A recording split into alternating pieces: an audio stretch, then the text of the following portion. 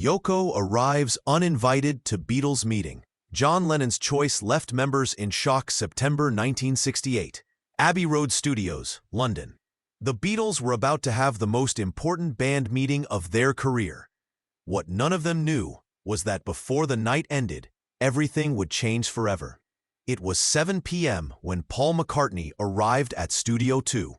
He was carrying a leather notebook filled with ideas for the White Album. George Harrison came next, his face showing the tension that had been building for months. Ringo Starr walked in last, hoping this meeting would finally resolve the conflicts tearing the band apart. But someone was missing. John Lennon was late. Again. "Where the hell is he?" Paul muttered, checking his watch for the third time. George lit a cigarette and leaned against the mixing console. "You know, John, he operates on his own schedule now." They waited. 10 minutes, 20. The air in the studio grew thick with frustration and unspoken resentments. This meeting was supposed to address the growing distance between them, the creative differences, the money issues, the future of the greatest band in the world. But John wasn't there. Then, at 7:47 p.m., the studio door opened. John Lennon walked in. And he wasn't alone. Behind him, dressed entirely in black, her long dark hair falling past her shoulders, was Yoko Ono. Paul's face went pale. George stopped mid-sentence. Ringo looked at the floor. The unspoken rule of the Beatles had just been shattered. No outsiders at band meetings. Ever. Not wives. Not girlfriends. Not managers. This was sacred ground. The four of them. Always just the four of them. Until now. "Evening, lads," John said casually, as if bringing Yoko to a private Beatles meeting was the most normal thing in the world. "Hope we didn't keep you waiting too long." Paul tried to keep his voice steady. "John, this is a band meeting. A private band meeting." John looked at Paul with those sharp, intelligent eyes that had written 1,000 songs. "I know what it is, Paul." "Then you know that—" "Yoko stays," John interrupted. His voice was calm but absolutely final. "Where I go, she goes. From now on, that's how it is." The room went silent. Nobody moved. Nobody breathed. This was the moment when everything broke. This was the moment when the Beatles began to die. And only one person in that room understood why. John Lennon had made the most shocking choice of his life. To understand that September night, you need to know who Yoko Ono really was. Not the woman the media portrayed. Not the villain the fans created. The real Yoko Ono. She was born in Tokyo in 1933 to one of Japan's wealthiest banking families. While other children played with toys, Yoko attended classical music concerts and art exhibitions. Her parents expected perfection. She delivered genius. By the time she was 20, Yoko had moved to New York City and became part of the avant-garde art scene that terrified and fascinated the cultural elite. She created performances that made people uncomfortable, art that asked questions nobody wanted to answer. She was brilliant, difficult, uncompromising, everything John Lennon had been searching for his entire life. They met on November 9, 1966, at the Indica Gallery in London. John was bored with being a Beatle, exhausted from pretending to be happy. Yoko's exhibition was called Unfinished Paintings and Objects. There was a ladder in the gallery leading to a canvas on the ceiling. John climbed it. At the top, there was a magnifying glass hanging from a chain. Through it, painted in tiny letters on the white canvas, was one word: yes. Most people expected it to say no or something negative, John later recalled. But it said yes. "I thought, this is the first show I've been to that said something warm to me." He didn't know it then, but his life had just changed forever. For the next year and a half, John and Yoko circled each other. He was married to Cynthia, trapped in a life that felt like a golden cage. Yoko was married to her second husband, filmmaker Tony Cox. But there was something between them, an understanding, a connection that went deeper than anything John had ever experienced.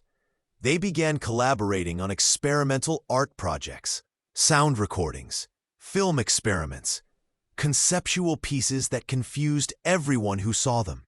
The other Beatles didn't understand. Cynthia didn't understand. The media definitely didn't understand. But John understood. For the first time in his life, someone saw him not as a Beatle, not as a product, not as a symbol, but as an artist. As a human being capable of creating something beyond commercial pop music. In May 1968, while Cynthia was on vacation in Greece, John invited Yoko to his house in Weybridge. They stayed up all night recording experimental sounds. Two artists, tape number 1. Unfinished music, pure expression. At dawn, they made love for the first time. John Lennon later described it as the moment he was truly born. When Cynthia returned and discovered them together, John didn't apologize, didn't make excuses. He simply told her the truth. I've fallen in love with Yoko. Everything that happened after that moment, the divorce, the media frenzy, the public hatred directed at Yoko, was inevitable. But John didn't care. He had found what he'd been searching for since he was a boy in Liverpool, trying to fill the hole his mother's death had left in his soul. Hey, before we continue with this incredible story, I need to give you an important warning. Many subscribers have reported that YouTube has removed their subscriptions without notice. Just take a quick look at the red button below to make sure you're still subscribed to the channel. I don't want you to miss any of the exclusive content that's coming up. And while you're there, leave that powerful like that helps me a lot with the algorithm. Oh, and tell me in the comments, which city are you watching from? I love getting to know every amazing person who is part of this community. Your participation makes all the difference. Let's interact. Back in Studio 2 at Abbey Road, the tension was suffocating. Paul McCartney stood across from John Lennon, his face flushed with anger he was trying desperately to control. John, can I talk to you outside for a minute? Whatever you have to say, you can say in front of Yoko. Paul's jaw tightened. Fine, this is a Beatles meeting, not a Beatles plus Yoko meeting. She shouldn't be here. John lit a cigarette, his movements slow and deliberate. Last time I checked, I'm still a Beatle, and I decide who I bring to meetings. George Harrison finally spoke up, his voice quiet but firm. John, mate, you know the rule. We've always kept band business between the four of us. It's not about Yoko personally. Isn't it? John shot back. Because it sure feels personal. The way you all look at her. The way you talk about her when you think I can't hear. Ringo tried to play peacemaker. Nobody's saying anything against Yoko. We just need to talk about the band, about where we're going. And that's easier if it's just us four. John took a long drag from his cigarette. You want to know where we're going? I'll tell you. We're going exactly where we've been going for the past 2 years. Nowhere. We're making music we don't believe in. Playing roles we're sick of playing. Pretending we're still the same kids who screamed, yeah, yeah, yeah, like we actually meant it. That's not fair, Paul said. We're evolving. The White Album is our most experimental work yet. Experimental? John laughed, but there was no humor in it. You think a few sound effects and backward guitars make us experimental? Yoko's been doing real experimental art for 10 years. She's been pushing boundaries while we've been worried about record sales and pleasing Brian Epstein's ghost. The mention of their late manager hung in the air like smoke. Paul's voice dropped. That's a low blow, John. It's the truth. We've been lost since Brian died. We've been pretending we know what we're doing, but we don't. I don't. Not anymore. Yoko hadn't said a word since entering the studio. She sat in the corner, perfectly still, watching everything with those dark, penetrating eyes. George stubbed out his cigarette. So what are you saying, John? That Yoko's going to manage us now? That she's going to be at every recording session, every meeting, every decision? John looked at George with something close to pity. I'm saying that Yoko helps me see clearly. She helps me create honestly. And if you can't accept that, then maybe we need to have a different conversation about what this band actually is. What happened next? Nobody expected. Paul McCartney, the diplomatic one, the mediator, the one who always kept his emotions in check, finally broke. You want honesty? Paul's voice was rising now. Fine. Here's honesty. You've changed, John. Ever since you met her, you've changed. You used to care about this band, about us. Now all you care about is your avant-garde nonsense and proving you're some kind of serious artist too important for pop music. At least I'm trying to be authentic. Authentic? Paul was almost shouting now. We wrote songs together, John. We changed the world together. And now you're throwing it all away because some artist from New York told you that commercial success means you're not legitimate? John stood up so fast, his chair fell backward. Don't you dare put words in Yoko's mouth. She's never said anything like that. This is about me, about what I need to be happy. And if you can't understand that, then maybe you never really knew me at all. The room went silent again. That's when Yoko Ono finally spoke. Her voice was quiet, accented, but absolutely clear. Perhaps I should leave. John turned to her immediately. No.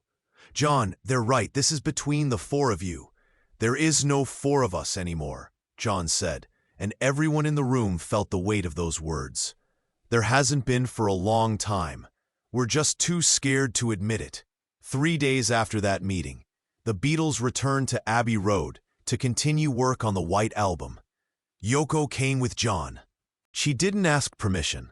John didn't ask his bandmates. She simply walked into Studio 2 with him, carrying a pillow and a blanket. While the Beatles recorded, Yoko set up a small space in the corner of the studio. She sat there, sometimes reading, sometimes watching, sometimes sleeping. Paul tried to ignore her presence. George worked through his frustration with his guitar. Ringo played his parts and tried not to get involved in the tension. But John was different. Every few minutes, he would look over at Yoko, check that she was comfortable, ask her opinion on a take, share a private joke that nobody else understood. The other Beatles had never seen John like this with anyone, not with Cynthia, not with any of his previous girlfriends. This was different. This was obsession. Or love. Or both. The first major incident happened during a recording of Obla Di, Obla Da. Paul was frustrated because John wasn't taking the song seriously. John thought the song was commercial garbage. The tension had been building for hours. During a break, Yoko walked over to the piano and played a few experimental notes. Paul's face went red. Sorry, Yoko, but we're actually trying to work here. End quote. Yoko looked at him calmly. I was just exploring the sound. Well, perhaps you could explore it when we're not in the middle of recording an album. John was across the studio in seconds. Don't talk to her like that. I'm not talking to her like anything. I'm asking for some basic professional courtesy while we're trying to work. Professional courtesy? John's voice was ice. Like the professional courtesy you showed when you took over production of this album without asking anyone. Someone had to step up after Brian died. And you just assumed it should be you, that you should make all the decisions, that your songs are more important than mine or George's. George, who'd been tuning his guitar in the corner, spoke up. He's not wrong, Paul. You have been a bit controlling lately. Paul looked betrayed. I'm trying to keep this band together. Someone has to. By making everyone miserable? John shot back. By criticizing every idea that isn't yours? By treating us like session musicians on your solo album? The argument escalated from there. Old resentments surfaced. Creative differences that had been simmering for years boiled over. And through it all, Yoko sat silently in her corner, watching the greatest band in the world tear itself apart. Later that night, after everyone else had gone home, John and Yoko stayed in the studio alone. They hate me, Yoko said quietly. John put his arm around her. They don't hate you. They hate change. They hate that I'm not the same John who wrote I Want to Hold Your Hand when we were kids. Maybe I shouldn't come anymore. Maybe it would be easier. No, John's voice was firm. You're the only thing keeping me sane right now. You're the only real thing in my life. Everything else is an image, a performance. But with you, I can be myself. Yoko looked at him with those penetrating eyes. Even if it costs you the Beatles? John was quiet for a long moment. The Beatles have been dying for years, he finally said. We've just been too famous to notice. October 14th, 1968. 3 in the morning. John Lennon couldn't sleep. He and Yoko were staying at his Aunt Mimi's house in Liverpool. They'd come to escape the pressure of London, the constant scrutiny, the hatred that followed them everywhere. But you can't escape your own mind. John sat in the kitchen, smoking cigarette after cigarette, thinking about the choice he'd made. The choice he was still making every single day. The Beatles or Yoko. His past or his future. The problem was, it shouldn't have been a choice. In a perfect world, he could have both. He could have his best friends, his creative partners, his legacy, and the woman he loved. But the world wasn't perfect. The world was demanding he choose. Paul had made his feelings clear. George was growing distant. Even Ringo, who tried to stay neutral, was pulling away. And the media was crucifying Yoko. Every newspaper called her the woman who broke up the Beatles. Yellow journalists wrote racist articles about the Oriental temptress who'd seduced John away from his true calling. Fans sent death threats. Someone even sent a funeral wreath to the recording studio. John read every article, every hateful letter, every vicious attack, and it destroyed him. Not because he doubted Yoko, but because he'd brought this on her. His fame, his choices, his inability to protect her from the consequences of loving him. You're thinking too loud, Yoko said from the doorway. She was wearing one of John's shirts, looking small and vulnerable in the dim kitchen light. I'm sorry, John said. Didn't mean to wake you. Yoko sat down across from him. Talk to me. I don't know if I can do this anymore. The band, the pressure, the constant fighting. Then don't. John looked at her in surprise. What? If it's making you this unhappy, don't do it. Life's too short to spend it miserable. You make it sound so simple. It is simple. People just pretend it's complicated because they're afraid of change. John lit another cigarette with shaking hands. If I leave the Beatles, I'm nothing. I'm just another washed-up rock star who got too big for his britches. Yoko reached across the table and took his hand. You're John Lennon, with or without the Beatles. Your talent doesn't disappear because you leave a band. But everything we built, everything we created together, will still exist. Those songs aren't going anywhere, but you can't live in the past forever. At some point, you have to decide what you want your future to look like. John looked at this woman who'd turned his world upside down in less than 2 years. This woman who everyone blamed for everything wrong with his life. I want a future with you, he said quietly. I want to make art that matters. I want to be honest and real, and not have to pretend to be someone I'm not anymore. Then that's your answer. But Paul will survive. They'll all survive. The question is, will you? That question hung in the air like smoke. Will you survive?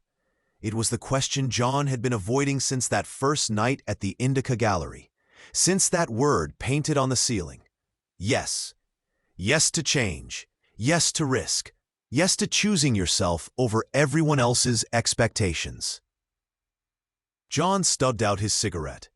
I think the Beatles are finished. We just haven't admitted it yet. Yoko didn't say anything. She didn't have to. They both knew he was right. January 1969, Apple Corps headquarters, London. The Beatles gather for what would become their final real attempt to salvage the band. Yoko came with John.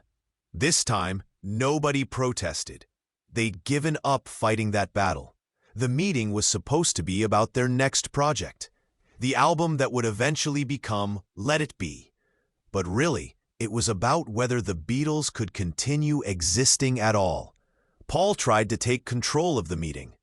Look, I know things have been difficult, but we're the Beatles. We've been through worse. We can get through this. George shook his head. Can we, though? When's the last time we actually enjoyed making music together? Nobody had an answer. Ringo spoke up, his voice sad. I don't want to be in a band where we can't even be in the same room without fighting. So what are you saying? Paul demanded. We just give up? Throw away everything we've built? John finally spoke. His voice was calm, resolved. Maybe that's exactly what we need to do.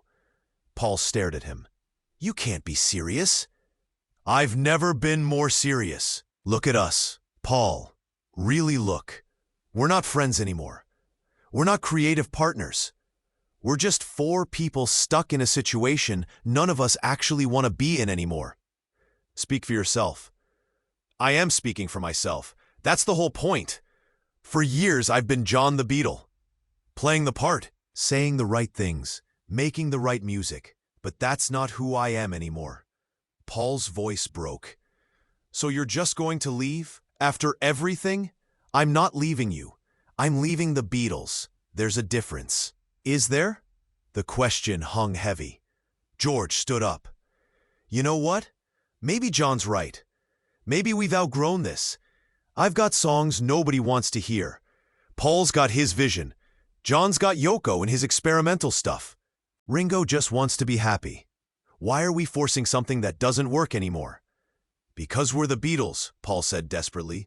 We're the biggest band in the world. We matter. We mattered, John corrected gently. Past tense. What we did was incredible. Revolutionary. But that doesn't mean we have to keep doing it forever. Yoko, who'd been silent the entire meeting, finally spoke. Can I say something? Everyone turned to look at her. Even now, after months of her presence, they weren't used to her voice in Beatles discussions. I've watched you all destroy yourselves, trying to preserve something that's already gone. And I've been blamed for it, hated for it.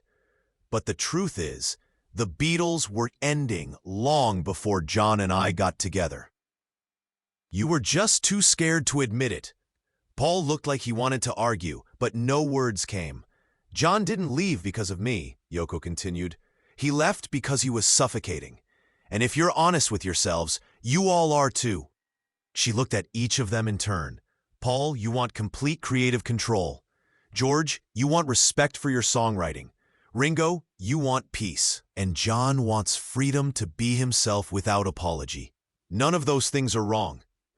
But they can't all exist in the Beatles anymore. The room was silent. Finally, Ringo spoke. So what do we do? John looked at his friends, his brothers, the people he'd shared the most incredible journey with. We let it end with dignity. We make one more album. We don't announce anything yet, but we accept that this is the end, and we don't make each other miserable trying to pretend otherwise. Paul had tears in his eyes. I can't believe you're doing this. I can't believe it took us this long, John replied. The meeting ended without any formal decision. But everyone knew. The Beatles were over. The official breakup wouldn't come for another year. Paul would eventually be the one to announce it publicly. The media would continue blaming Yoko for decades. But the truth was more complicated, more human.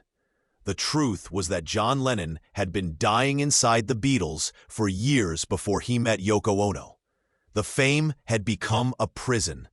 The expectations a straitjacket. The image a mask he couldn't remove.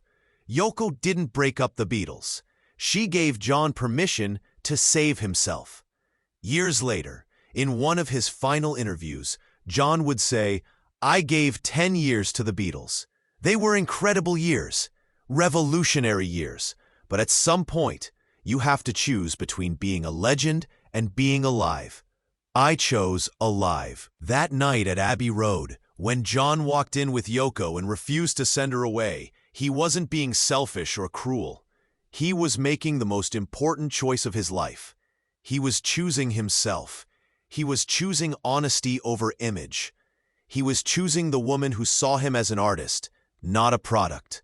He was choosing a future over a past, no matter how golden that past had been. The other Beatles eventually understood.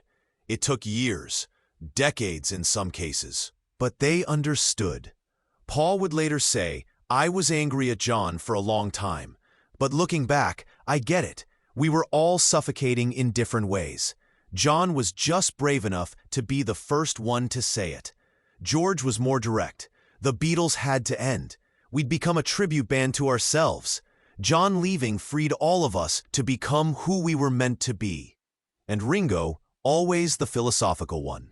Sometimes the most loving thing you can do is let something die so something else can be born. John and Yoko stayed together until the day he died. 12 years of marriage, 12 years of art, 12 years of being exactly who they wanted to be without apology. They made experimental music that confused people, staged bed-ins for peace that the media mocked, created art that critics dismissed. And John was happier than he'd ever been as a Beatle, because he'd learned the most important lesson of all. You can't save yourself by pleasing everyone else. Sometimes the kindest thing you can do is choose yourself, even if the world calls you selfish for it, even if the media writes hateful articles, even if your friends don't understand, even if history judges you. John Lennon chose himself that September night at Abbey Road, and in doing so, he showed the world that sometimes the most shocking choice is simply being honest about who you are and what you need. The Beatles ended, but John Lennon finally began. And that uninvited guest who walked into the studio that night, she wasn't the villain of this story. She was the mirror that showed John he'd been playing a role his entire life. And sometimes the most loving thing a mirror can do is show you the truth. If this story of courage, choice, and the price of authenticity moved you, make sure to subscribe and hit that like button. Share this with someone who needs to hear that choosing yourself isn't selfish, it's survival. Have you ever had to choose between who people expected you to be and who you actually are? Let us know in the comments. And don't forget to ring that notification bell for more untold stories about the people behind the legends.